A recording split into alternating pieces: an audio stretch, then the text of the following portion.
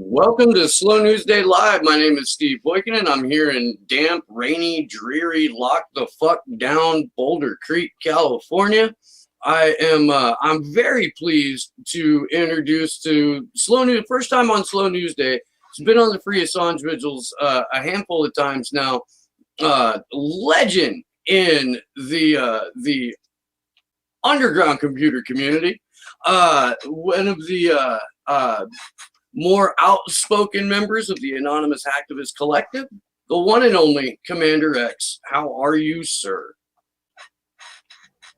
I'm good. Thank you for having me on Slow News Day. Pleasure to be on the show. It is it's one of those things where if we're being told that a virus originated in a wet market in China from a bat by a president in the WWE Hall of Fame, that's a slow news day. It is.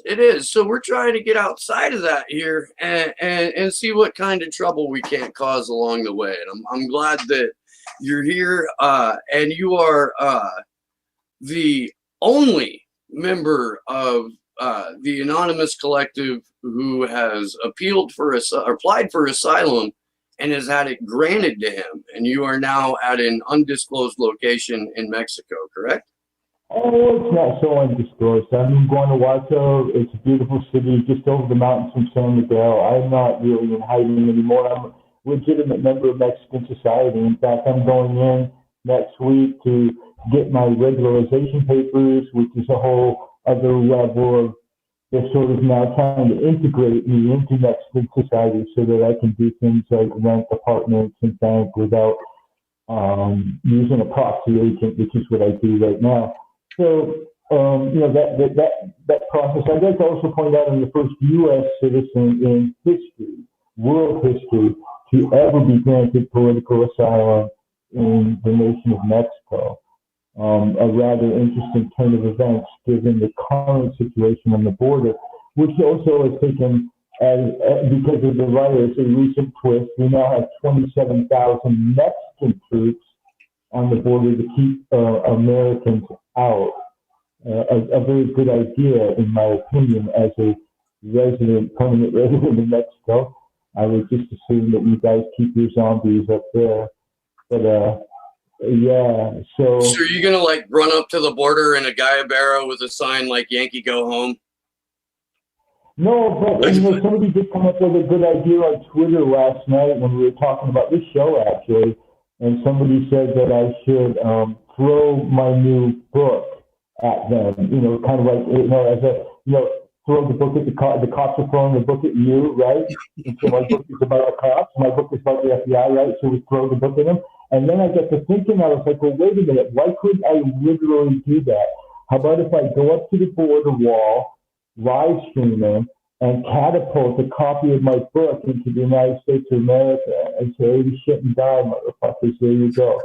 I think that's an actually good publicity stunt for the book, and then maybe somebody could go pick it up. Maybe you guys come from Boulder, you could come down, right, and stand on the other side of the fence and try to retrieve the book.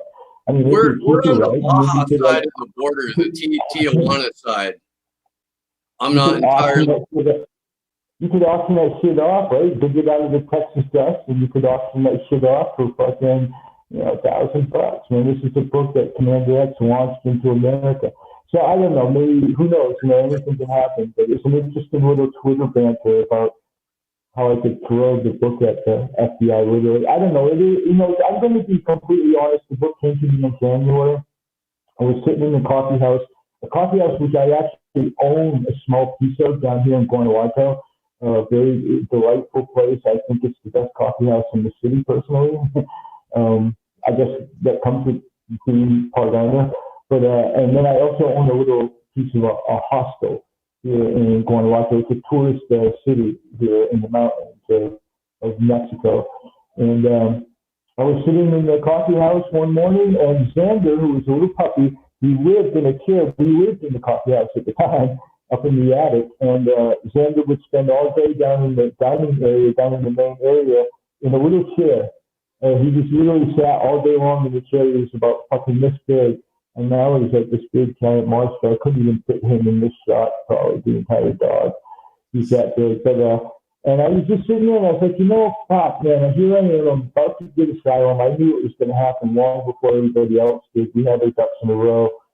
And I had a bunch of other deals. There's a documentary that I wouldn't mind talking about tonight that's coming out in September about me. It's going to be a major motion picture documentary. That's going to be a first.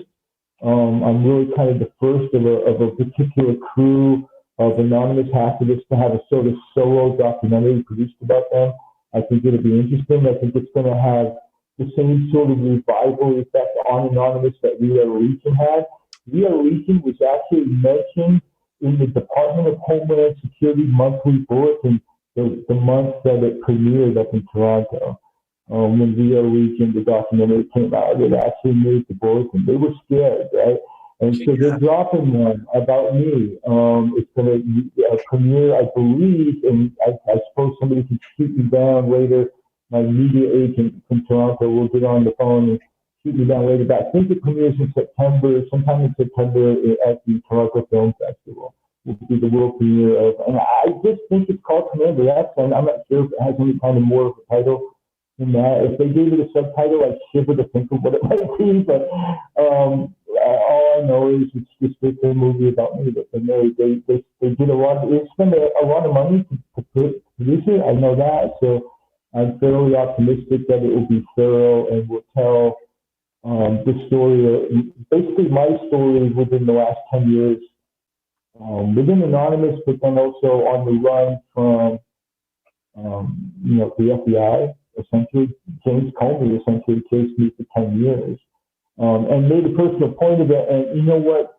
Barack Obama, I heard for years through the grapevine from people in the know that Barack Obama not only directed the campaign against Trump and all that shit, he was doing this shit all the time. He personally directed the campaign against Anonymous and Wikileaks from the fucking White House. Okay? Now that's something that a lot of people aren't familiar with. So the way that I prepare for an interview is I kind of go back through time and see what you've been talking about. And I watched the Op Golden Eagle, whole 2-hour stream that you guys did, like right before, like days before you went in to find out if you were getting asylum or not. And you had mentioned that there was a crew that was, down in Mexico that had filmed that was getting ready to make a documentary about you. It was crazy. They showed up at my coffee house, right? Me and my best friend Vic, who owns the coffee house with me, and Nacho, who is by the way, if you happen to be listening on the stream, either Vic or Nacho today in lockdown, hi guys. Sorry I can't come over and help you paint the hostel, but so they were standing there in the coffee house, and it's a fairly big coffee house. It's a medium-sized one. It's in the historic districts of the building. It's literally priceless that it's in. It's like an old Spanish colonial stable or something that it's in. And so these guys show up with a truck, right? There's 4 of them. The producer, the sound guy, the camera guy, and I guess he's another camera guy. And they showed up, and then they began piling the equipment in, and they were going to be with us for 2 weeks. They took over the hostel completely. They just rented the entire fucking building, essentially. And then me and the boys moved in.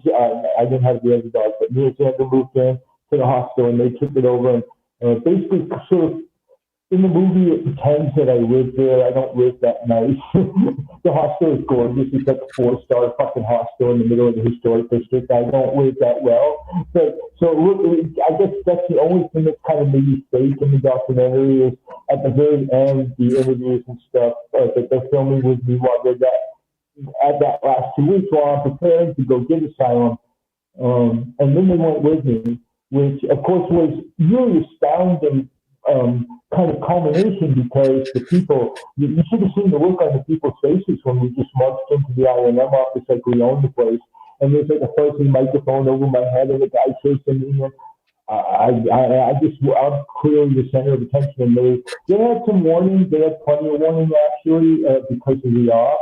that you talked about, the videos and the pressure campaign that we put on. They knew I was coming. In fact, they knew to the hour when I was going to walk through the door. But I think it was still astounding. I don't think they knew quite what to expect.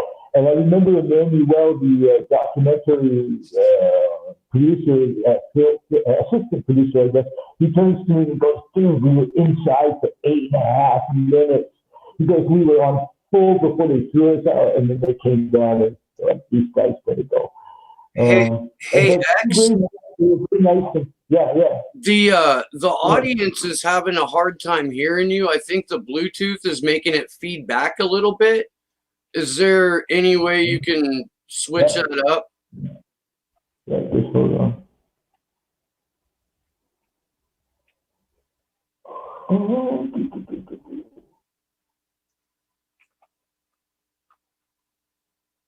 Because you're one of the more interesting people that I've been able to run into over the last year, and I would love to. Oh, holy fuck! That's night and day. Okay, cool. That's the laptop mic, actually. How about that? The headset like fucking sucks, and like. Well, it's just great. We noticed when we did the demonstration in front of the shithole that was incarcerating Chelsea Manning and Jeremy Hammond back in February. We tried to run our mics through Bluetooth, and it was pushing out a ton of white noise, and it sucked. And like nobody had the temerity to go up to whoever was talking and be like, yo, your shit sucks. Like, shit, can we change it? And then one of the guys in the chat here, Rufus, who drove up to meet us, hung out, fucking phenomenal help, brought a bunch of audio equipment, was like, I could stop running it on Bluetooth, and he did, and holy shit, it was like all of a sudden you could hear us. It was wonderful. To recap a little bit, because I don't know how much the audience actually missed here. There's a documentary coming out about you and your life, and the fact that you were targeted and hunted by Obama and Comey, like pretty much, exclude, like they were hounded like a dog. Hounded like a dog. And you know what? They engaged this community that's spoken about a little bit in We Are Legion, the pro-sec community. They call them these fucking patriot hackers. Okay, hello. They engage these people, and they fucking they came after me with these folks as well, and then they went after my family, they went after my friends, and they were literally hunting me all over the country. There's this hysterical moment where I'm in Montana, I'm attempting to sneak into Canada, and all of these pro-sec hackers are making a fuss on Twitter, telling the world that they got me pinned down in the airport in Washington, D.C. They had the FBI running around the fucking airport. They had Department of Homeland Security convinced I was down there. And I'm in a fucking McDonald's going, guys, I swear to God, I'm in fucking Montana. Really, I'm not in the fucking airport, okay? But it was fun. I mean, so it's funny and it makes for a great movie, but then there's a little old man who's completely burnt out who lived that shit for 10 fucking years. They chased me. It may sound good, it may look good on the silver screen, but it fucking sucked. Okay, because I was determined not to get caught. I was determined to use every resource at my disposal, every fucking guile and bit of reason that I could morally and ethically bring to bear. I did, in order to not get caught, to prove a fucking point that this is fucking stupid. This is ridiculous. You spent millions and millions of dollars to chase me across the North American continent, and just to have a country like Mexico stand up and say, you know what, this is fucking stupid, man. He doesn't have to run anymore. Okay? This is stupid. Are you able to hear me? You got a quizzical look on your face. Okay. It was pouring rain here earlier, and my studio where I used was like in a different room outside, and it's got a plastic corrugated roof. So according to Sleepy Josh, it sounded, the rain on the plastic roof, quote, sounded like somebody was fisting a jar of mayonnaise, unquote. So I had to move into my wife's office to shoot today, and it's like attached to the house. I got a 7-year-old that doesn't know how to listen. He keeps running in and out, so I've got to mute in order to, not be completely interrupted. So if it looks like I'm distracted, I'm not. I'm listening. I can stop and shoo and whatnot, and still pay attention. I myself have been one that has lived outside the law before, and I've spent a number of years completely off grid. So what you went through is relatable to me. Like, granted, I wasn't running for the federal government, or trying to evade capture by the federal government. That I'm aware of, but I can sympathize with a lot of what you had to do. And I've had to fucking live in the woods before. I've had to, keep my head down before, which is why your story is particularly fascinating. And I want you to tell everybody about the book that was scheduled to drop on the 4th of July. Yeah, July 4th. So Independence Day, obviously, it's kind of a. I came up with the idea in the coffee house with Vic and Nacho one morning. And I was thinking to myself, I know that I'm about to hit the good times here. I'm going to get asylum in a few months. I'm going to make all these things happen. I knew the movie was about to happen. So the book was essentially just one thing and one thing only. I'm sitting there thinking to myself, well, what can I do if I get all of this, if all of this comes down the way I think it's going to, which it did. In the ensuing few months, it did pan out exactly like we thought it was going to. So if that's the case, then what could I do this summer to really fuck the FBI, to just really get complete and total fucking revenge on them? So, I could do a number of things, right? I mean, there's a lot open to me. When you're a guy like me, I can go fucking hack their shit. I can do any number of fucking fucked up things to them to make their life a miserable fucking shithole. But in the process of thinking that through one afternoon in the coffee house, I came up with the idea of writing a book. American Gestapo, which is the subtitle is The True History and Purpose of the Federal Bureau of Investigation, will be an exploration, first of all, of why America even got the idea to even create a national police force, because there was not always one of those things, a national police force. And there were many in Congress and many in power at the time who felt that this was a very poor idea and that it would turn out very fucking badly. And so I wanted to give them from the grave, most of them, a voice and to say, look, here's what people thought at the time who didn't think that this was a good idea. And then I want to explore why the people who were so determined to create this Federal Bureau of Investigation, why were they that determined? Were their motives honest? Did they want to fight crime?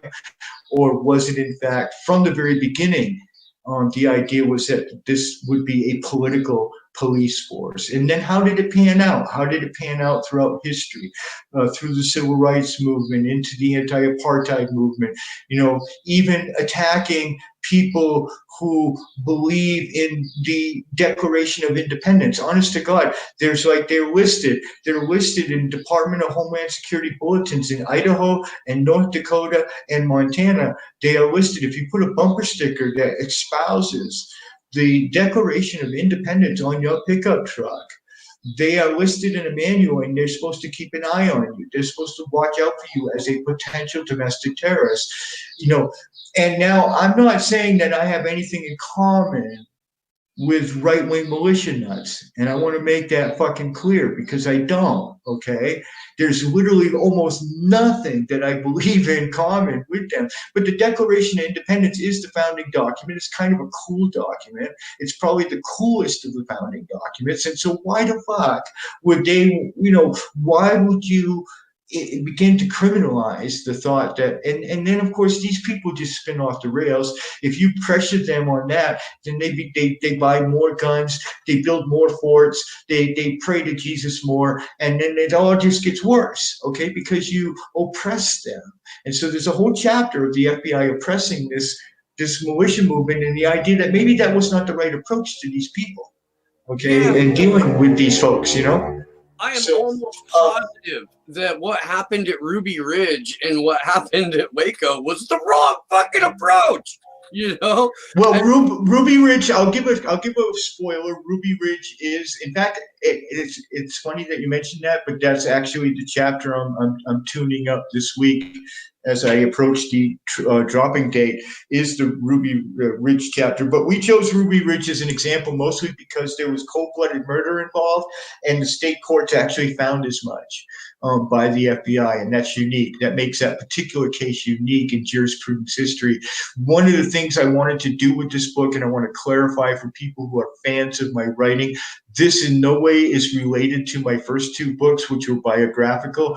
I kept all of my story out of this. My story, my personal story of being oppressed by this police agency appears nowhere except maybe a few mentions in the end of the book, and that's it. This is not a book about me, and I also try desperately to keep my fucking outrage and my anger out of the book and try to stick to the facts of what really happened. And so we explore the history in American Gestapo, and then we spend the final chapter, and this is where Tor Eklund, the very, very famous constitutional attorney who has come to bat for numerous information activists throughout the years. He's been in a movie or two about us. He's a famous hacktivist lawyer, Tor Eklund. You can look him up on Twitter, guys. I think his handle is just Tor Eklund. So he's wrote a piece for the last chapter, as well as my own thoughts on it will combine, and put forth the argument that if we lasted as a nation for so long without the existence of the FBI, and if they are in fact as bad as we have laid out in the book, they are a racist organization. They are deeply embedded and in the pocket of the KKK. This is a very nasty, evil organization. If we have proven our point by chapter 10, then I would like to put forth the argument to America and to the listeners and to whoever will read this book that perhaps if we existed fine without them, then perhaps maybe we should reconsider doing without them again. And we're going to put forth a very strong argument for abandoning completely the entire agency. And if that doesn't fly with you as a reader, then we will spend the last part of that chapter exploring what reform must look like, what it must look like, because you must admit after reading my book, absolute fucking total historic fact, that this is something that has to change. You cannot persist in a libertarian democracy with this sort of a national police agency. So there must either be an abandonment entirely of the idea, or such reform as to bring that into check. Really massive, almost sort of historic reform. So there's American Gestapo. I hope everybody will read it. I'm looking forward to it. I am. I think I was saying this last week too. I had Reverend Annie Chambers on, who grew up in the Black Panther movement. Her brother was Malcolm X's lieutenant. She's a phenomenal human being, and it's a great conversation. I'd actually like to get the two of you talking at some point. That would be a fucking show. But she was telling me that that no point in the FBI's history can you find them actually doing the right thing. And when they leave the church committee, I'm going to include documents in the book, the church committee documents, and they found that throughout the course of modern history, the Federal Bureau of Investigation has spent on average 75% of its time, effort, manpower, and budget on political policing. That's your own representatives that you elected, going to Congress, tearing apart the asshole of the FBI after the Nixon, fiasco of the Nixon regime, and saying, you know what, this is the way it is. I mean, these people are out of control, and they're 75% of what they do is, political policing of the body politic in America. According to a very strange, by the way, which I point out in my book, according to a very strange and narrow and racist idea of patriotism. This is what fuels this. Down at the very core, what fuels this is the idea. And this is where the Declaration of Independence came in. And I make mention of Barrett Brown in the book, who is an Anon who was arrested. They made a point, the FBI did, of bagging as evidence the hardbound copy of the Declaration of Independence that they found in that man's home. And they never could explain it. And Barrett demanded, before he would go back to prison for his sentence, that the judge relent and give him back his Declaration of Independence and admit that there was literally no fucking reason to take that document from him. In that document, there is one particular legal point that is utterly new and historic, and that is the concept, the idea that insurrection is not a crime, but a right and a duty. Born within this simple idea, which is codified, absolutely codified, is irrevocable within the Declaration of Independence, is the idea that protest and transgressive activism is legitimate. It's a legitimate part of this particular democracy in the United States of America. When you write the Constitution, you strip that away. You say, no, the Constitution becomes preeminent.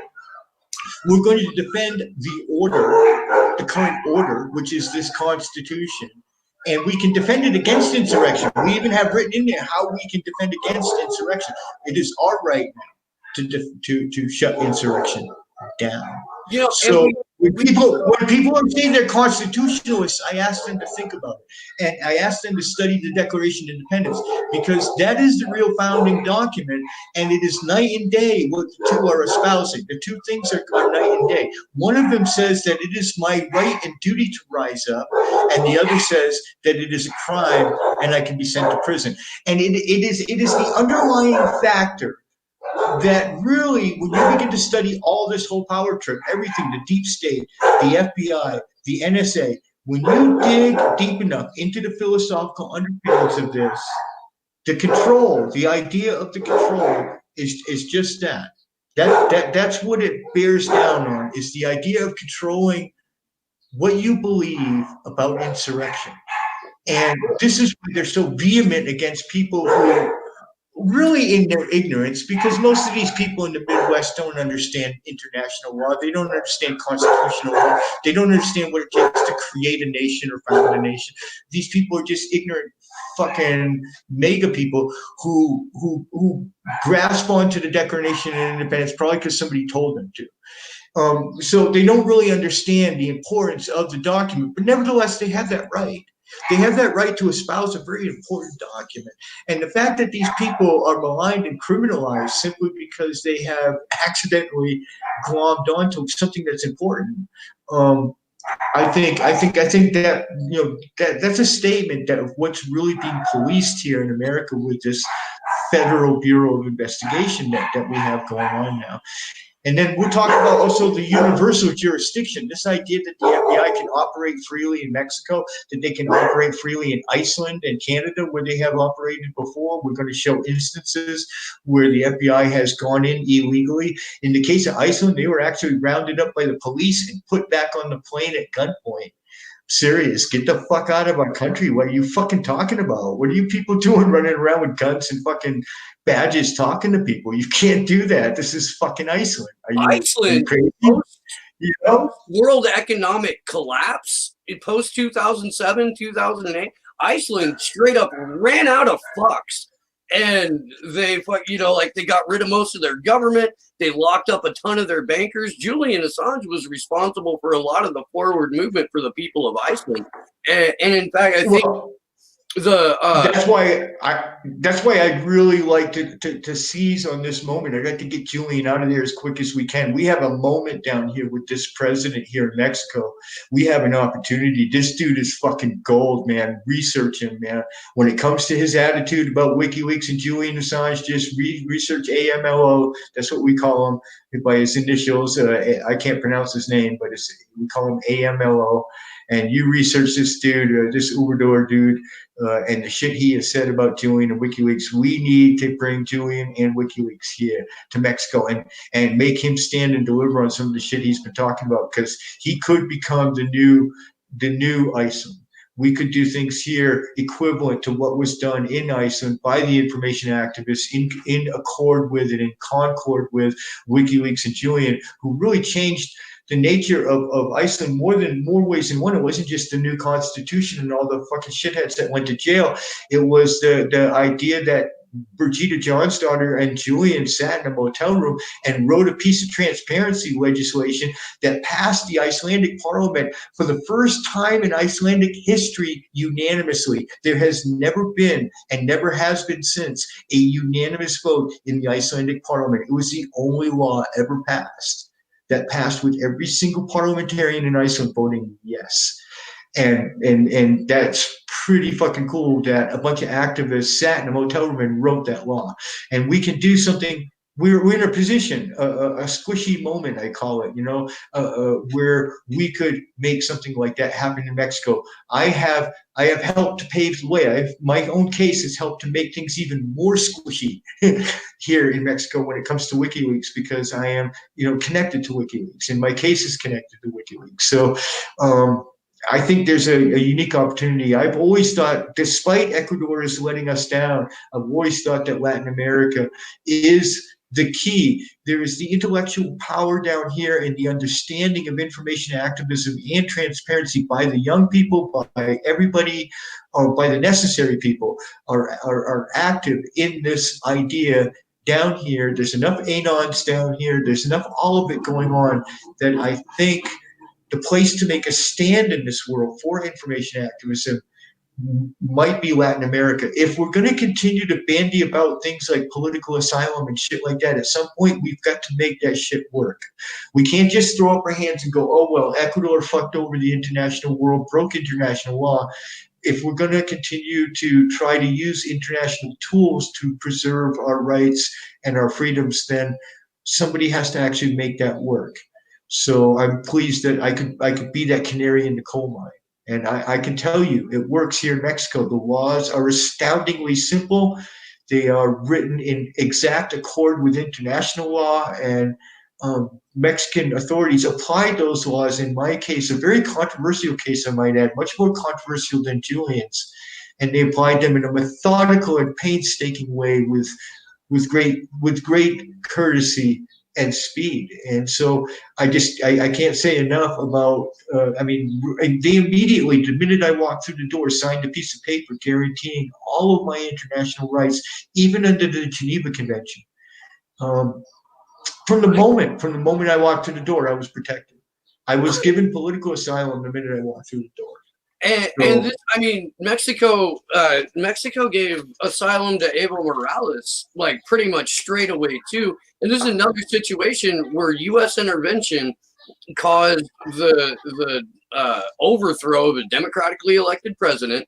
The U.S. intervened to make sure that Lenin Moreno got elected in Ecuador. As soon as that happened, that's when all of the back channeling between Trump and Rick Grenell and Lenin Moreno started, as well as all of the extrajudicial spying that UC Global was doing for the fucking CIA and Sheldon Adelson.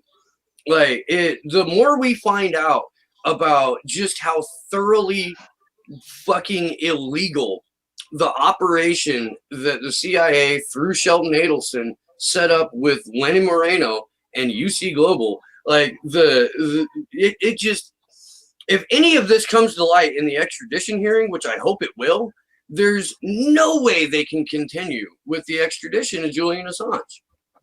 Well, that's why they will never attempt to extradite me from Mexico, because the revelations would be mind-boggling. I will tell you, in all honesty, 90% of my story will never appear in a book, a movie, or a television show. I guarantee it.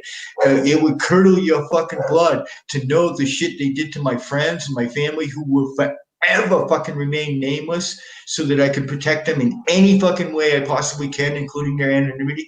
But you just cannot imagine what these people are capable of. The gaslighting, breaking into people's homes, the breaking into people's fucking social media accounts. I mean, just fully off the book shit. And they will go for your whole circle once they decide that you need to be silenced. And that's all this is about. This isn't about justice or criminality with the FBI and me and Julian or any of the information actors, Jeremy. This is about getting us to stop. This is about getting us to shut the fuck up. And it's always going to be about that. And their tactics are brutal. Their tactics are no different than any of the finest secret police in world history, the Stasi or the Gestapo.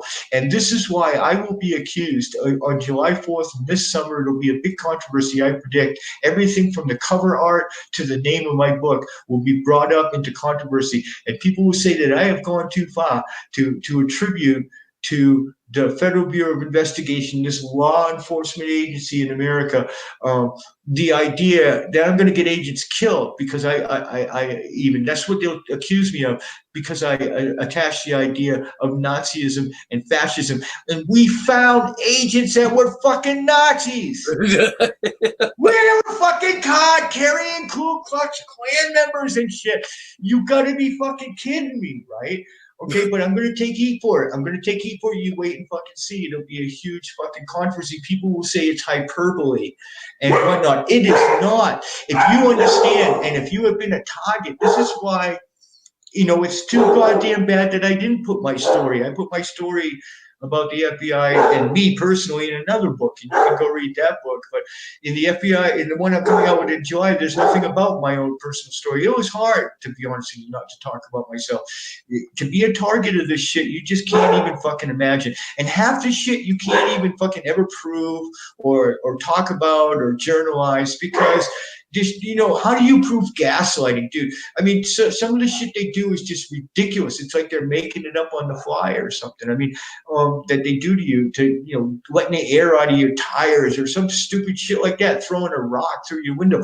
I mean, you would not believe the stupid childish shit that these fucking agents, when they decide to follow you around. When I came out of jail in Santa Cruz, when the FBI initially caught me for the hacking charge, they followed me around, 4 fucking agents, 2 in front, 4 in back, around fucking occupied fucking Santa Cruz for fucking months. They would fucking park on the levee and have a guy stare down at me while I tented on the fucking river bottom in Santa Cruz, occupied Santa Cruz, all fucking night. I'm a little old man. They spent millions to surveil me, guys, and everybody saw this in occupied Santa Cruz. Everybody knew. You? Huh? I'm like right up the road from Santa Cruz. Like, how the fuck did we made this huge plan because all of the Santa Cruz activists got really sick of it, and they all came to my defense. They didn't blame me at all, and they got really sick of it. And they said, "You know what we're gonna do? We're gonna throw the biggest march that Santa Cruz has ever fucking had." And there's still a picture of me in a museum somewhere in Santa Cruz, me leading this fucking march. Activists came, friends of mine from 10 years back came from San Francisco, from Boston, from all over, and we held this fucking march through fucking Santa Cruz, like fucking thousands of people, and there I am with a fucking bullhorn just up in front, and, you know, of course, the FBI just having to like straggle along the sides. So they were just immersed in this sea of people. But and so just as kind of revenge for what they did to me, and then they eventually backed off and went to more serious, you know, kind of like electronic surveillance and shit. I started getting involved with Occupy Oakland and the port shutdowns, and they realized that following me around physically wasn't going to get the goods, so they tried to more. That's when they go get more CIA and shit like that. Yeah. And that was the lead up to me making the decision to go to Canada. That whole surveillance during Occupy that the FBI did on me because of the hacking charges was eventually what led me to say, you know, fuck this. I'm not going to deal with this. I was going to stand and deliver. I was going to go to court and say, you know what, it was online protest. Go fuck yourself. But if it's going to be like all that, if you're going to create this whole Gestapo scenario around a single 30-minute online protest in Santa Cruz, then you know, go fuck yourself. I'm not gonna be shut down like that. I'm not gonna be shut down for years while I play your stupid game. So at that point, a run to Canada became more and more likely until I just bolted, you know, and that was it. Yeah. Fuck. No, I mean, I get it, dude. I do 100%. Me and Kevin Mitnick are the only two hackers in the world to ever be arrested on federal hacking charges by the local Santa Cruz Police Department. We are the only two. Both of us have been arrested. Me and Kevin have both been arrested on federal charge, which is very unusual. The feds don't usually go ask a local police department to arrest hackers. That's not usually how it works. Well, they've got, and so it's a very unusual scenario because of the activism that exists in Santa Cruz. And so me and Kevin, I thought that was very interesting. And this is pretty much the only parallel if you study Kevin Mitnick's story. That and the fact that we were both fugitives. There ends the overlapping story, because my story is nothing like Kevin Mitnick's at all. Kevin was about a completely different thing. He did a completely different thing than I did. And, you know, it's dubious whether he's any longer the most famous fugitive hacker in history, because really, I mean, what he did, he stole a little bit of cell phone time, made it for about 9 months, and then got caught. I've been out here writing books about the FBI, and I still ain't been caught yet. You know what I mean? So, fuck you. You know what I mean? I'm still waiting for the metal handcuffs, man. So, man, Jimmy Dore plays a clip fairly frequently of a former FBI deputy director who's talking about, he's on some panel on cable news, and he's talking about, I think it's AOC. Who in my mind is a fucking shiny distraction and is there to inherit Nancy Pelosi's power, not take it away from her. It's a different subject. But the guy says, you know, it's really interesting now that we've got these democratic socialists that are getting elected, because in my day, it was our job to make sure that they never got anywhere near office. And that's the clip. That's it. And you know, when you really dig into that, when you begin to unbox that, that is just a heinous influence on the American democratic process. And how many elections have been changed? How many elections have been altered by the Federal Bureau of Investigation leading up to the Russiagate fiasco, where these people, these fucking cops, actually sat down and had the audacity, they had the unmitigated gall to say, we are going to decide who is going to be fucking POTUS because we know best. We're going to preserve American democracy. You got to be fucking kidding me, right? Do you really want to give the store away to a bunch of gun-toting racist motherfuckers in such a manner as that? Do you want to give them that much power and influence that they're going to decide literally everything about your fucking reality? Because that is the nature of the deep state, and particularly the FBI. In fact, when I get done writing these books several years from now, you're going to tie it all together. I'm going to make the argument that if there's a deep state, then the eye on the pyramid is the fucking FBI, because they're the ones who can openly and wantonly act domestically. They don't even need to pretend they're breaking the law like the CIA does. These motherfuckers can go out and kill you. And that's what they did on Ruby+Ridge. They fucking sat down and they conspired to kill this poor, stupid, dumber than a box of fucking rocks redneck. Literally so fucking dumb that he couldn't hurt himself with a can opener if he tried. I mean, literally, this dude was fucking armless, living on top of a mountain, believing the end of the world was coming like a fucking idiot. And they fucking said, you know what? This dude represents a threat. We're not just gonna go arrest him. We're gonna go kill him. Mm-hmm. We're gonna go take this guy out, okay? And they were proven. This was proven in a state fucking court. They went up there to murder his family.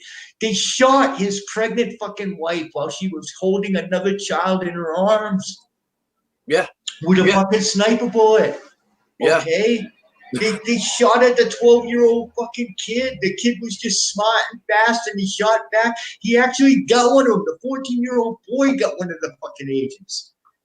Fucking with a rabbit rifle. These fuckers were up there. These poor rednecks were up there, just didn't know what had descended on them, and were literally just fighting for their fucking lives. It was fucking a slaughter. It was fucking stupid. Ruby+Ridge, if you know what? I don't give much credence to the ultra-right in the United States of America at all, okay? But if they got anything, any argument, any fucking leg to stand on, Ruby+Ridge is it, okay? Ruby+Ridge is the most unarguable, clean-ass fucking case of these people just going in and straight up saying, we're going to kill these folks. And then they went in there and they did it. Mm-hmm. And a state court finally had the balls to arrest them cunts and put them on trial, those FBI agents, and they were found guilty. Yeah, I mean, and you fucking, really can't. And Randy Weaver and his son were both found innocent of shooting the agents that they shot.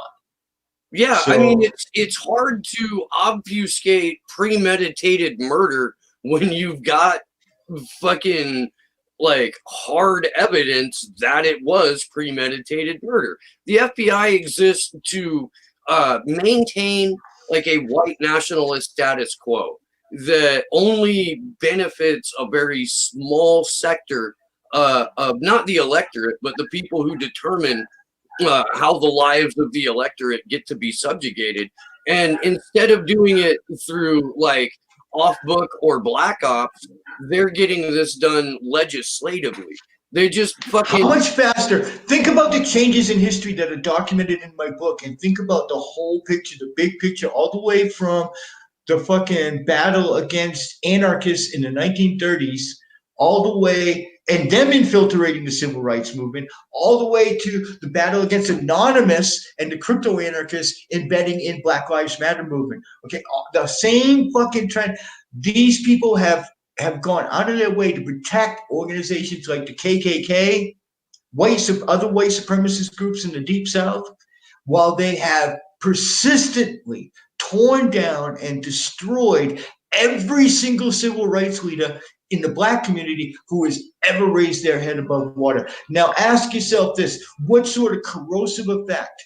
That's just one movement. I document dozens of movements that have been affected by the political policing of the Federal Bureau of Investigation. Now ask yourself this, what kind of country would we live in today? What kind of country would the United States of America be if you just simply remove that one agency? All the corrosive political effect, all the drag, how much shorter would the civil rights movement have been? Maybe only months, because fuck that shit. People would have just been like, the economic downturn, screw that. Why battle this, man? Let's just give everybody their rights. You know, how much quicker would shit have fucking happened in America? How much quicker would the war have been over?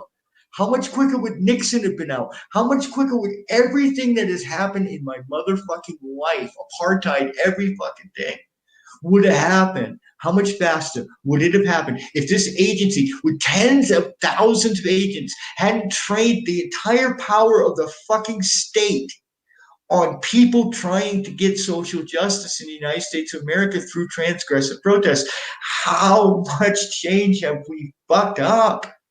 We would probably be living in the goddamn Netherlands by now. I'm fucking serious, No, man, with everything legal. You're right. Motherfuck, they have invaded NORML, the National Organization for Reform of Marijuana Laws. Oh, they yeah. invaded everything. You fucking name it. If it was for any kind of social change, the FBI investigated it, infiltrated it, tried to get it shut down.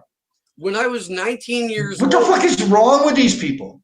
What have they done to the history of America? What have they done? What kind of rake has, it's just this one agency, just this one political artifact called the Federal Bureau of Investigation has caused more political damage in the United States of America than everything else, all the other warmongers, every fucking thing else combined. That is my premise. Because if you cannot protest for social justice, then everything else becomes a moot point. Everything else, they can do whatever they want. They can act with impunity. They can war on the world. They can kill people. They can commit genocides. They can do whatever they want because they're unaccountable. The last account is always the people going into the streets and now going online and protesting. And so if that is stripped from you, then literally they rule with impunity. You are in an empire. Two things real quick. And one, when I was 19, I co-owned a head shop in Bloomington, Indiana called the Magic Bus. A guy named Steve Arthur was my partner. He was a wonderful human being. Alan St. Pierre, the director of Normal, their president. He came. He was a friend of Steve's, and we went up to Steve Arthur's house. This is when, marijuana was fucking entirely, I mean, it still is in Indiana. It's still as illegal. But we're hanging out, we're getting high. And Alan jumps up real quick and he's like, it's been 2 hours. And then he looks out the window and there's a fucking black Suburban out there. Like the fucking Indianapolis FBI field office found out that Alan St. Pierre was in Bloomington, Indiana, dispatched a couple of feds, and now they're parked outside of my business partner's house. And we're like, okay, guess we have an FBI tail now. Like, how are we going to make this fun? So we had a pizza delivered to him. Right out there to the car. Go ahead and drop it off at the SUV outside. They didn't like that very much, but it did get them to drive off. And then we fucking slipped out of the back and dispersed. And then I fucking lost my train of thought in that story because now I'm fucking 19 and living in Bloomington again. But I still talk to Alan to this day. And he said that Normal has had to expose and boot no less than a dozen feds over the last 20 years. Like, sure. And way more than that. And you know what? And the thing with Anonymous and the infiltration of online protests, it's become so pervasive now. And I try to get people to understand the complete stripping of dissent, both online and in the streets. I mean, it's to the point now where if you want to set up a few tents in the corner of the park and hold a little protest, the pigs are going to be waiting there before you get there to set the tents up with riot gear, just for fucking what? For camping out in the goddamn park. I mean, there's literally zero room now in the U.S. democracy and to a great extent European democracy, I think, for any form of dissent, both online and off. When I try to explain to the immigration and especially the Comar agents here in Mexico my case, they just don't get it. Because something like this would not even rise to, and so they understand, they get it right away that, well, there's got to be, what's the real reason? And then I tell them the real reason and they're 100% supportive of that, because they get right away that there can't be, this can't be realistic. So this idea of the criminalization of dissent really began to take, I think, the firmest of firm footholds after Occupy. I really believe that the port shutdowns, especially if anybody ever wants to write the history of Occupy, I volunteer to give you a really unique perspective. I was far deeper inside of most of that than a lot of people will ever understand. But the port shutdowns coming out of the Oakland Occupy were absolutely essential. They cost the nation literally billions of dollars an hour, and the truckers and the unions got 100% behind that. And when we shut them down on both coasts, that's when America began to panic and realized that we were actually running the country at that point from Occupy encampments. And so that's when it became militarized, and there became this determination to use the fusion centers to coordinate nationwide crackdown and to end the Occupy movement as it as it existed at the time. Whoever in the world appointed these people, God, to do such a thing? Whoever appointed people to sit in offices and say, this is what's going to be protested in America, and this is what's not going to be protested. And that is what they're doing. This is what they're doing. The FBI, the book that I'm coming out with the FBI is just one piece of the cake. It's a big piece of the cake, a big piece, but it's one piece of the cake. And this lack of dissent is parochial. People in America, it's so difficult to deal with them when you become a man of the world because they're so parochial. They think the world literally ends at the American border. We don't have this problem in the rest of the world, folks. We can start a protest right here in Mexico. I'm in the capital city of my state. I can go out here and cause some shit and march around with my speaker and my microphone and whatever, and a bunch of people will follow me, I guarantee it. And we cause a fuss, and no cops are going to come try to hit us in the head.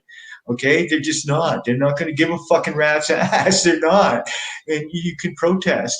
Lots of places in the world do not have the sort of draconian police state in existence that you have come to take for granted in the United States of America. Yeah, that's what kills me is that so many people, right, especially right now, especially with the just the way people freak out over the coronavirus, that they're so willing to give up every last shred of rights or civil liberties that they have. We had a question in the chat, X, about EFF, electronic Electronic Frontier Foundation. I'm getting it. Jesus. And this is something that John Perry Barlow started, and Julian was instrumental in working with him, and they helped get the Freedom of the Press Foundation going, and they've kind of fell off in the last few years. What do you have any comments on that, or why? Any insight? Well, other than the comment, and I don't have any cause or I've never done any deep analysis on it. I've been rather discouraged by a number of organizations that Julian helped to sort of seed, but then didn't really directly sort of oversee. One of the others that you didn't mention, or if you did, I apologize, is the Courage Foundation. I found them, in my particular case, incredibly fucking lacking. And, I mean, I'm not going to go around and boast that I'm some sort of fucking hero, but I goddamn have some courage, man. You don't take on empire all by yourself without having a couple of cannolis between your legs. And I really think that they should have helped in my case, and they didn't. I think they could have done more in Jeremy Hammond's case than they've done. I agree. I think a lot of these organizations that were started, but then so what? Julian couldn't run them himself. He got the ball rolling, and you know what? People are human. Some people succeed and some people fail. There are endless examples of individuals in contemporary information activism who have done wonderful things that persisted. Stuff like the Pirate Party, stuff like Susie Dawson with Unity for J, and the Internet Party that her and Kim.com put together out of New Zealand. There is stuff that also is really good work that persists as well. So it's really about the people.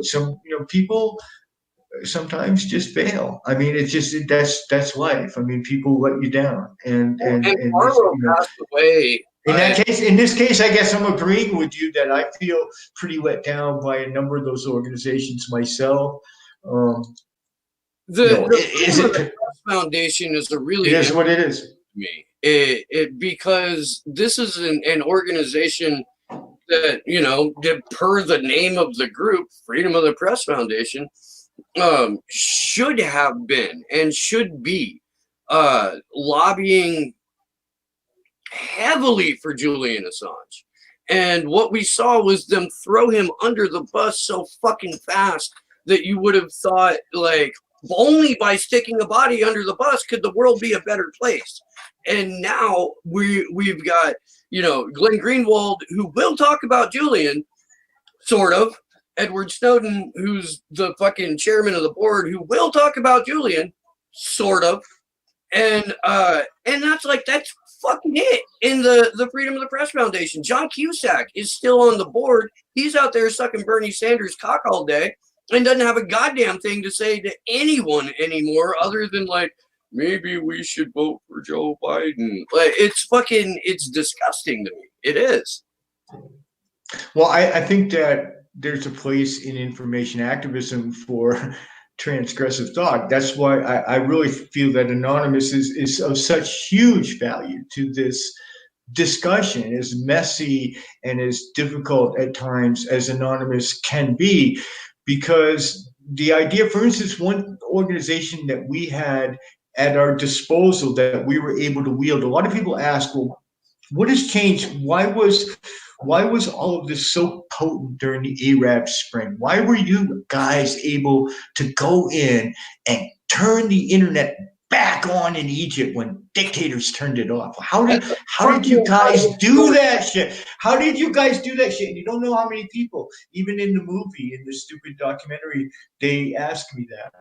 And what I tell them, is the truth about how we did it. It really wasn't rocket science. But the other thing is that we had a dedicated group of people. They were, back then, they took the name Telcomics, but you can take any name for a group like this. I encourage anybody out there listening to let this be a seed of thought, because you know what? Any group can be brought back. Any idea can be revived. Back then, we had a group of people, and I was involved with them fairly closely. I loved the work, actually, called Telcomics. And what Telcomics did is they focused exclusively, and from a transgressive point of view, not an international or law-abiding point of view, to keep the internet turned back on. So in other words, if a dictator in Gabon, Africa, shut the internet off, we didn't care if it was against the law to float balloons over your fucking city to turn the internet back on. We just launched the fucking balloons. And we did what we had to do. We didn't care if it was illegal to run ham radio internet pipes out of the fucking city. We just fucking set that shit up and did it. And we didn't care whose laws we were fucking breaking. We turned the lights back on. That, and Telcomics is the one who did that magic trick that we get the credit for. Anonymous direct credit, where it was more tangential. We were more of a support, and we brought Telcomics folks in to do that for us. But we need that power again. We need that idea that, you know what, fuck that, we're going to take our freedom from you using technology. And that's the idea behind Cypherpunks, the book by Julian Assange. The idea, if you didn't get it, and you don't get it, is that we hold all the power. Why? Because mathematics is on our side. It's really that simple. It's so super simple that we hold all the power. We hold the numbers, and we hold the encryption. The ability to encrypt will always be ours. It will never be in their favor. Why do you think they want to make it illegal? Why do you think they want to make end-to-end encryption illegal? It's so simple that I can teach you. And in Australia, and I used to brag about this 10 years ago, it's no longer a science fiction boast out of the cyberpunk fiction, but they want to make it illegal for a black hat hacker like myself to even teach you how to use end-to-end encryption. Australia wants to make a law. Think about that for a second. If you don't value us scroungy ass black hat hackers, then you've really got to start valuing us when you realize that me teaching you how to protect yourself from your government could end me up in fucking prison. Now that's what they want to do. So you got to know, and see, the math is in our favor. The numbers are all in our favor to overwhelmingly control the internet and to control the situation. And so the main thrust against information activism, the main battleground is a battle of power. What we have is a cathartic, historic change in human civilization, a gigantic shift of power. I am one of those political scientists who believes that power is finite.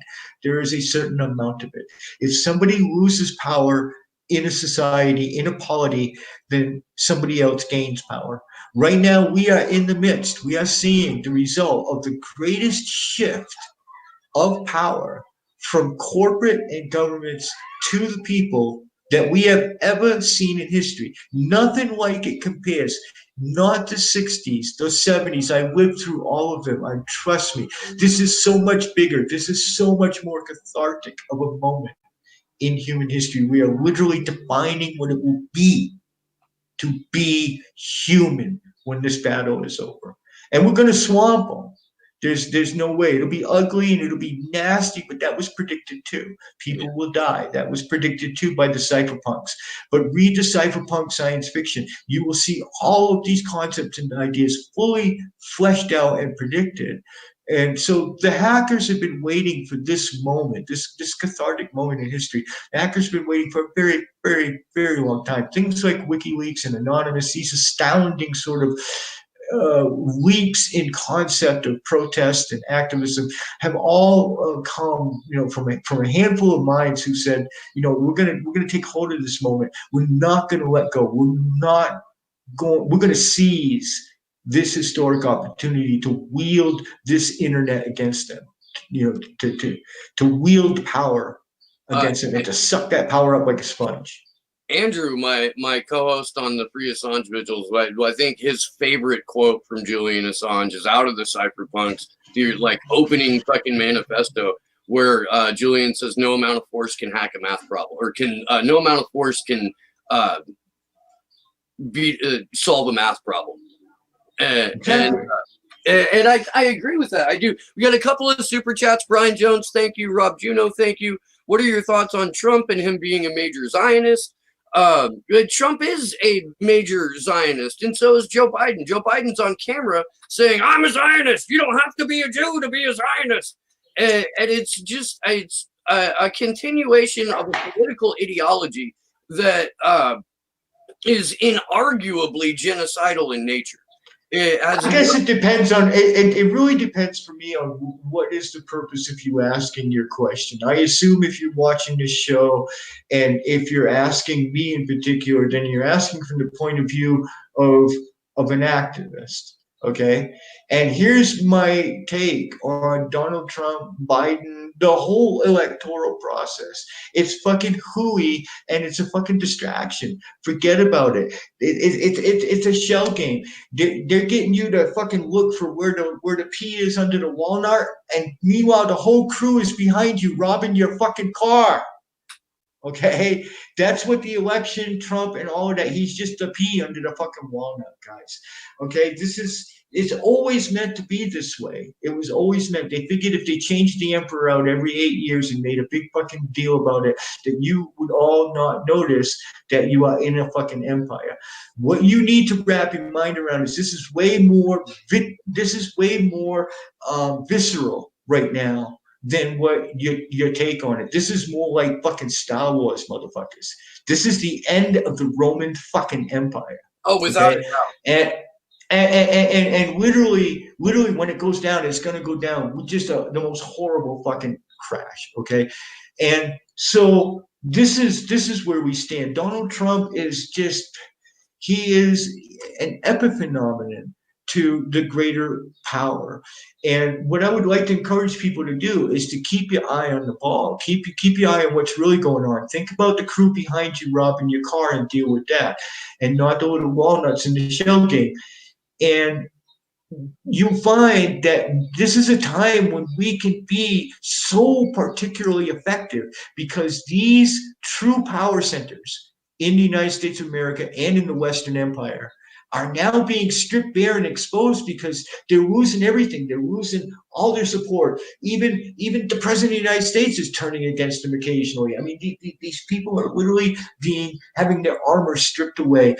The deep state and the people who are really running the show right now have never been more fucking vulnerable. They could end up in prison by the time 4 more fucking years is done. Okay, lots and lots of people could go to fucking prison. So do not be distracted by this clown or that clown, because that's exactly what it's designed to make you do.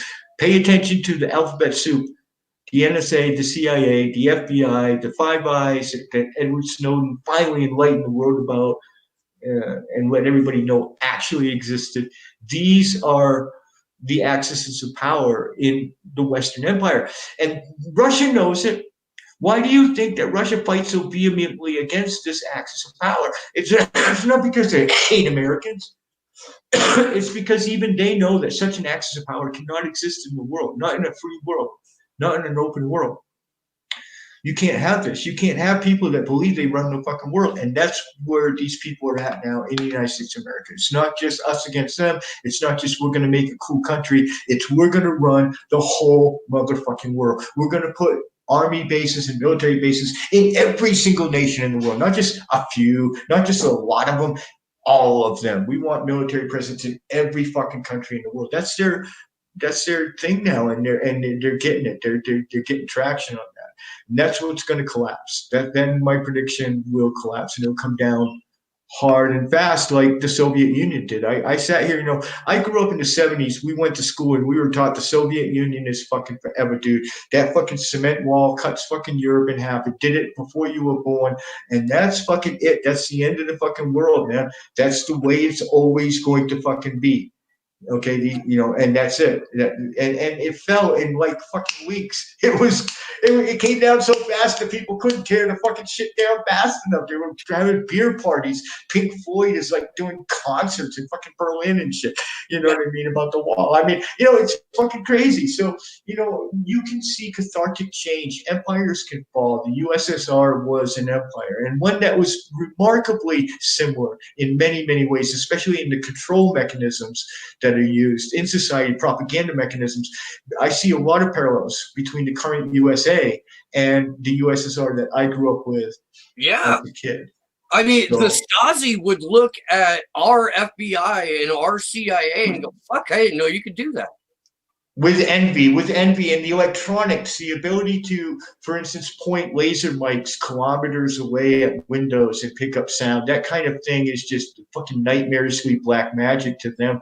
I mean, they would have been like drooling. They used to try to train psychics to try to get that kind of effect. And now, who the fuck needs a psychic when I can drop a nanoparticle size fucking microphone on your roof and hear everything you've got to say? I mean, it's just, I don't know. It's a very strange world. There are some very strange powers. What we have to make sure is that we don't put the hands of those powers of technology in the hands of really, really bad people like we have, for instance, with the Federal Bureau of Investigation, who are definitely 100% for sure going to abuse it at every chance they get, literally every opportunity. It's not going to be an exception. Right. It's going to be the rule. So DARPA is supposedly coming out with open source voting software. Will you explain to the good folks at home how that can be abused even though it's open source code? I have said this for years. I get so much praise and yet also criticism, especially from the more erudite members of the geek community. But the election thing, beyond the human element, which you can never solve, you can never solve base human cheating. But if you study the voting irregularities in the United States of America, you find out that people simply cheating, just simply being shits and trying to go vote twice or something stupid like that, is a stupid thing that happens so fucking rarely that it is literally insignificant. It's statistically in the West an insignificant problem that it's very difficult to guard against. I mean, why do you think that hacking is 90% social engineering? It's 90% tricking people, because really that's always going to be the weak link. But setting that aside, setting that human element aside, the most flawless technologically voting system that you could ever come up with has already been invented. What you are talking about when you are talking about voting is you are talking about counting some things that are very important, these votes. And they need to be counted, and they need to be tabulated, and then they need to be stored in a ledger that everybody can trust. Well, let me ask you, in this world where we have examples of an absolutely cryptographically, and this is where the invention, this is the innovation, cryptographically perfect ledger. That's called a blockchain. That's called a blockchain. And so it wouldn't matter. There are now thousands of running blockchains. You would not even have to build one at this point because you can set up multiple layers on top of blockchains, and you could pick any crypto coin out there, including Bitcoin, if it suited you, and you could build an Ethereum-like blockchain layer to tabulate and collect the votes of any election in the world. You could write the software and the apps for less than $1 million for any country in the world. And you could deploy true democratic voting, which means I can vote on my fucking computer. I can vote on my Android. I can vote any fucking way I want. And you should be able to do that. And I get why people are angry when all of this technology that they try to do it with fails. All of these commercial ventures are always going to fail. They're always going to be hacked because the process is closed source. These companies that are selling these voting machines keep this information proprietary, so it can't be vetted by any kind of security experts. They can do whatever they want with it.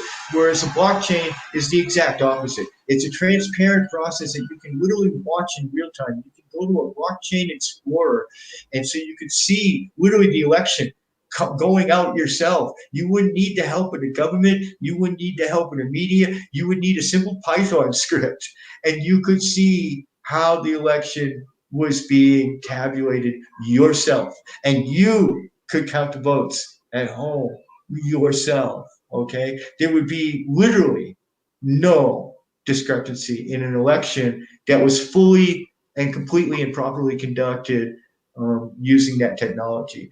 Like I said, it's not rocket science. It wouldn't take anything to implement. I didn't even invent the idea. It came from a mathematician at UC Santa Cruz. Yeah. Invented the idea.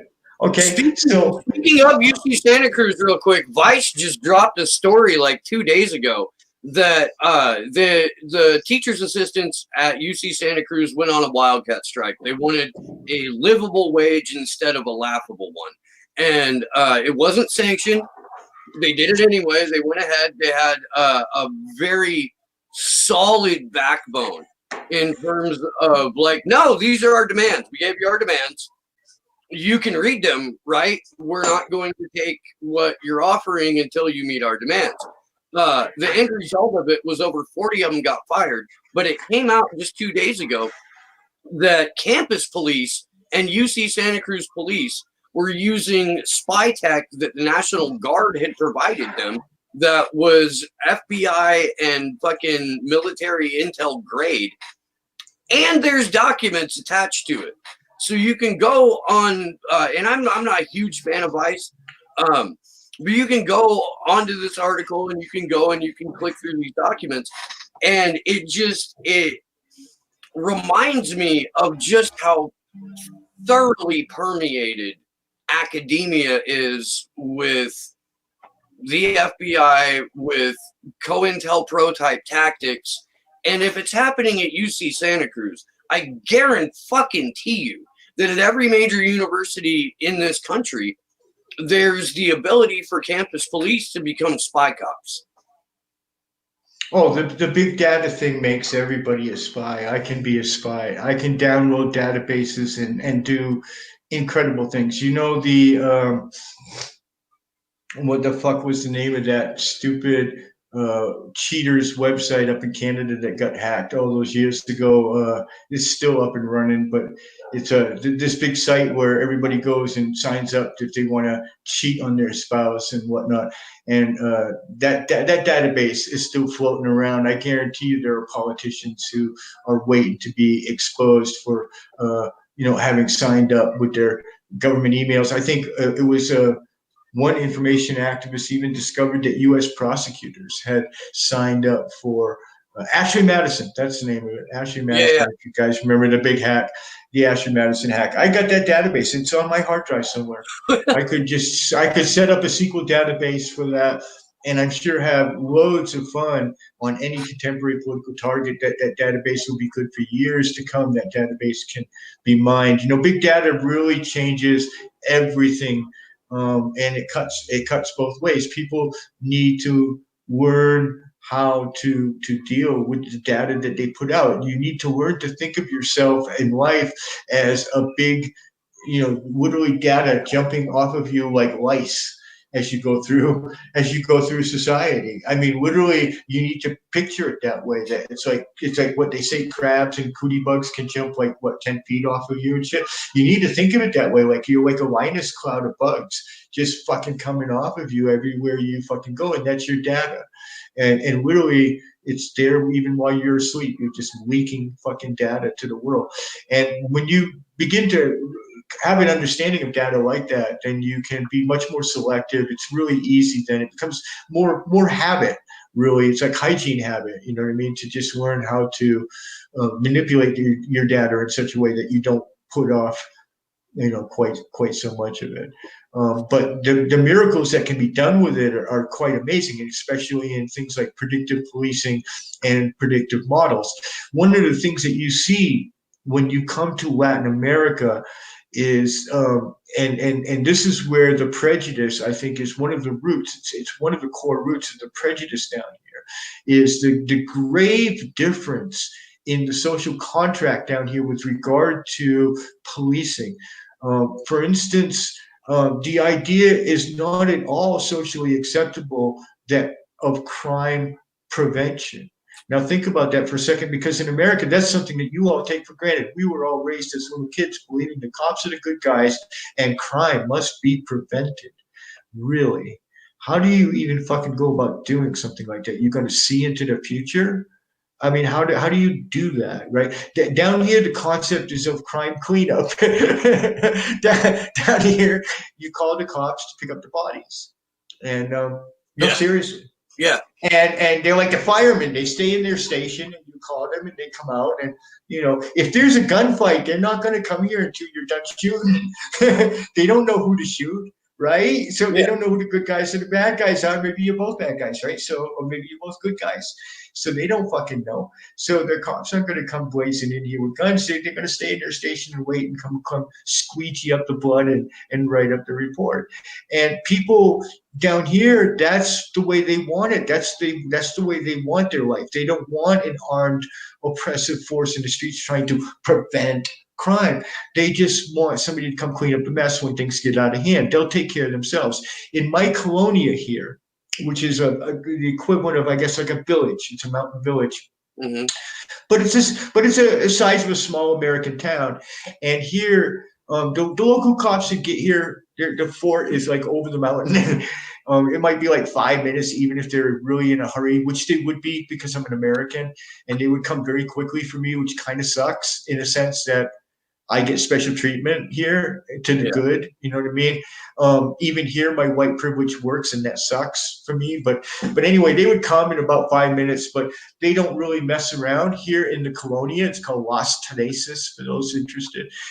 I'm very famous here because according to the oldest people who live here, about 85 years old, I am for sure the first foreigner, absolutely the first American in known memory to ever take up permanent residence in this colonia. And I find that quite, I'm treated as kind of a venerable character in my colonia. But here they do things very differently.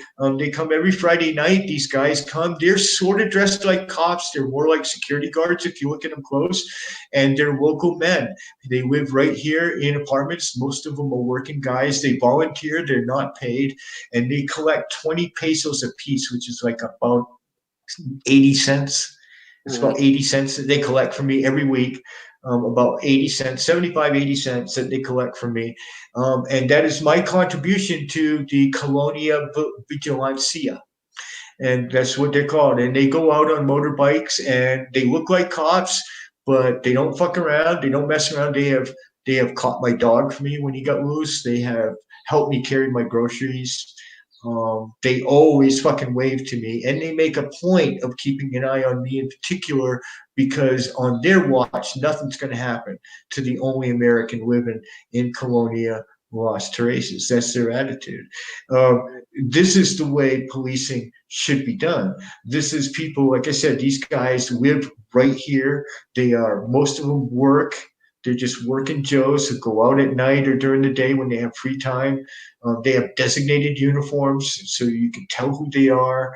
They have radios. They are as professional as they can make themselves. They don't muck around with anything but just people stealing shit or beating people up or whatever. That's their thing. And there's almost no crime. I can walk around this colonia anytime, day and night, and go to the stores and feel completely fucking secure. And it's a working class neighborhood. There's a lot of poverty here. A lot of poverty. My dogs, this is no joke, my dogs, my two boys, who you mentioned before the show, probably have better health care, more toys, and better food than half the children in this colonia. That hurts me. It does. And I do my part the best I can, because to them, I'm literally a fucking trillionaire as far as they're concerned. And I'm dirt poor by Western standards. I'm dirt fucking poor. Yeah. But by their standards, I'm living like a god. So, there's different ways of looking at the social contract, and people in the West are so parochial that they think that's the only way it can be. And what that means is that society is a little messier. That means that if I want to go sell churros on the sidewalk, even me, an American, I could get away with it. I could go right now in Las Teresas, maybe not in any colonia. I couldn't go to somebody else's colonia, but my colonia, goddamn it, I live here now. They love me here. I could go goddamn buy churros, which is a wonderful little snack. For those who don't know what it is, it's a little string. It looks like a licorice, and it's an eggy kind of dough that's fried and dipped in cinnamon and sugar. It's fucking delicious. I want to go make a couple $100 pesos this afternoon, and that's a lot of money. I could buy a lot of things for 200 pesos, a lot of groceries. I could go right now and sell fucking churros on the sidewalk at the bottom of my office that I'm looking out right now. And no fucking pig is going to come along and say, hey, you don't get a churro permit. Nobody's going to come along. The vigilancia guys are not going to come along and say, move along. Nobody's going to fucking gainsay me. And if I wanted to, I could probably even get away with it in Central, although a lot of people would look at me sideways for being American, but I wouldn't be the only American bending down there. There's a couple. So whatever. The thing is that the reason Mexico is going to survive this in shining colors, this pandemic compared to America, is because of that informal economy and that informal legal system. It's almost half of society. Almost half of the economy here in Mexico is off book, which means that they're doing fine. Everybody's doing fine here. The little store guy has hardly even noticed a fucking thing. Okay, from the pandemic. He's still selling eggs and tomatoes and all the other shit that he sold every fuck day for the same prices. The only thing that's gone up, I guess, is global, is beef. Beef has gone up here too, beyond. I'm not eating beef for a while, even here. As cheap as shit is. But the chickens are still $1.75 cooked. I mean, you buy the whole fucking thing grilled, a whole grilled chicken for $1.75. I mean, come on. I mean, eggs for a penny a piece. You know what I mean? A penny USD a piece. My rent on a 3-bedroom beautiful apartment is fucking less than $100 a month. It's like $80 a month for a 3 fucking bedroom apartment. So, this economy, and because it's informal, because that is accepted part of society, essentially you're off book until you get so big that you get noticed by somebody and then you pay taxes. I mean, it's that simple. I mean, if I became a churro fucking store and I got a chain of fucking churro stores across fucking Guanajuato, somebody eventually is going to come make me buy a permit and pay my taxes. But it's going to be polite. I was there when we started doing it with the coffee house. We had our coffee house that I have here in Guanajuato. We had it open for 1.5 years before they finally came in one day and goes, guys, today's the day. We have to have a little talk. And that was that. They sat down, they filled out a form, they put a sticker on our door, and it cost like fucking 500 pesos, and we were straight. I mean, it was no fucking big deal. And that informality is going to save Mexico, and it's also the beauty of Mexico. It's why I call Mexico a socially democratic anarchy. Because that is not just a part of society, it is an accepted part of society. Now, there are unfortunate drawbacks to living in a society like that. One of them is personal security. For instance, things like the cartels swim in that 50% informal economy. That's where that's the growth medium for that. So you have to learn to be accepting of like I said, a much more messier society, a society where your personal security is really on you. Dude, everything here, everything is made out of steel and stone. Okay? You don't fucking live in a house that has fucking glass and wood. You just don't. You just don't. Yeah. Beggars live in stone huts, okay, with a big padlock on their stone hut. You know, I mean, you watch out for your shit, for your own shit, and that's the price you pay in society. You know, a lot of times when there's a pothole in our roads here in the Colonia, somebody will go out there with some fucking asphalt. Some guy that probably works for the street department during the day, and he'll bring home a bucket of hot asphalt with him from work, and he'll throw it in the fucking pothole, tamp that shit down, and walk away. People just do shit. People just do shit, and then shit gets done. Yeah. You know, lots of shit gets done, you know, because people aren't upset about permits. They aren't upset about that. So I think it's important for people to look at a country like Mexico and understand that there are different ways to write the social contract, and then they don't involve a police state. I couldn't agree with that more. We've been going for about an hour and a half, so I think I'm gonna wind the episode down here. But please tell people where they can go to get your books. Tell them where they can find you out on the interwebs. And thank you, man. This has been fun as fuck. I enjoyed the hell out of this. Yeah, no problem. I'll come back anytime. Commander+X.info. It's pretty easy. Commander+X.info. Pretty much everything is there. I'm pretty active on Twitter. You can reach my account at the website. Everything about my books, including my 2 previous books, which were about my life in Anonymous, are available there. And the other book, which is a separate thing, which is coming out July 4th. In September, you can begin looking for the movie to drop. Hopefully they'll have a trailer out sometime soon or whatever. I'm not, I don't know. I get posted on that and then I just pass the shit along. But the movie is definitely still, as far as I know, due to drop. It's a full-length motion picture, guys. You want to hear an interesting fact? I don't believe I'm forbidden from saying this, but the movie is produced in Toronto by a big major film company, and Toronto is kind of the Hollywood of Canada. Yeah. And in Canada, they have an interesting socialist system for producing movies like mine. Believe it or not, the government paid for 50% of the budget to produce my movie. So I don't know, I can't help but buckle under the irony of the Canadian government ponying up. So yeah. Anyway, it's an interesting fact. It's completely public knowledge, but yeah, it's public funded 50%. So it had a really nice budget. I guess what I'm saying. In Santa Cruz, just for you guys who are local to Boulder Creek and Santa Cruz, they actually went all out. They went in there with the full crew and hired drone crews and shit. They attempted to find my old camps up on the ridgeline and shit. I mean, they really. Were you in the Poganips? I was down by Greyhound Rock and the Redwood Mill and shit. But I lived on the beach. Anyway, so yeah, they went all out. It'd be a nice segment on Santa Cruz. I guess they interviewed a bunch of Santa Cruz activists. That's kind of where my story began, just sort of protesting online in Santa Cruz, and everything sort of spiraled out of control from there.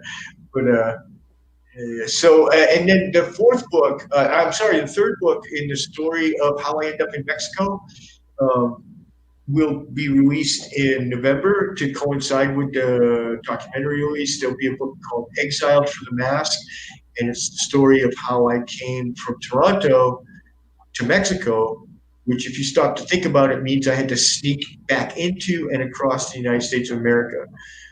That is the most incredible part, by my mind, of the story, because it was a concerted plan. I didn't just randomly one day wake up and say, hey, I'm going to go to Mexico. We spent a shitload of money, and we had a lot of people involved, and it was pretty daring fucking thing. I literally rode a bicycle down a midsection of the country. because it was the best way to stay off grid and keep my face from facial recognition. I rode through cornfields to get to Mexico. So it's a very, very interesting story. You see a lot of that. You talked about some videos that you watched on the Off Golden Eagle website, offgoldeneagle.rf.gd. The video still persists where we released when I got to Juarez, the day I crossed over, November 5th, 2017, I entered Mexico. And in a hotel in Juarez, we released a video which held clips all the way to the end from the hotel room in Toronto. You can see the radios that we had and all the equipment we bought. And then all the way to, you can see me struggling, literally staggering over the Mexican border with an upside down American cross over my shoulder, which was actually there more so that like people could see me, because the pictures that you see in that video were taken from about 5 kilometers away. They have a telephoto camera on top of a black SUV, and it's about 5 kilometers away. I could barely see it. It was like a speck of light to me. Wow. And they were filming me as I crossed into Mexico. And the flag was symbolic. I mean, obviously putting it upside down was symbolic of distress, but was primarily a really bright thing so they would know to start filming it when they saw me come across. That very exciting end to my story of Anonymous will come out November 4th. That sort of closes out what we're calling the X Chronicles trilogy, which is the story of my 10 years in Anonymous, which essentially was from the very beginning, 10 years on the run from James Comey and the Federal Bureau of Investigation and President Obama. And people ask, well, do you blame Trump? You know what? I really don't. I got asylum on his watch. He really didn't have much say in the matter. So it just really was a deal where the Democrats, Obama, and Comey are the ones who ran me out of my country. And they're the ones who are going to pay the price when that book drops in July 4th. So there you go, Commander+X.info. And I hope you guys will check everything that's coming. It's a busy year. A lot of shit happening for me this year. So follow the Twitter. I'm pretty good about putting this shit out as fast as I get it. Hell yeah. I'm working here, though. Well, that's going to do it for this episode of Slow News Day. Thanks again to Commander+X. Thanks to Sleepy Josh on the 1s and 2s. I don't have anything scheduled tomorrow, Tuesday at 10 a.m. Pacific, 1 p.m. Eastern. R.A. the Rugged Man will be on the show. Fucking hip-hop legend. That's going to be a blast. I know for a fact that next Sunday, Ray McGovern will be joining us. Always a good conversation with Uncle Santa. He's a hell of a guy. I will give you more updates as I get more people booked. And yeah, I love you guys. I will see you soon. Till next time, this has been Slow News Day. I'm Steve Boykin.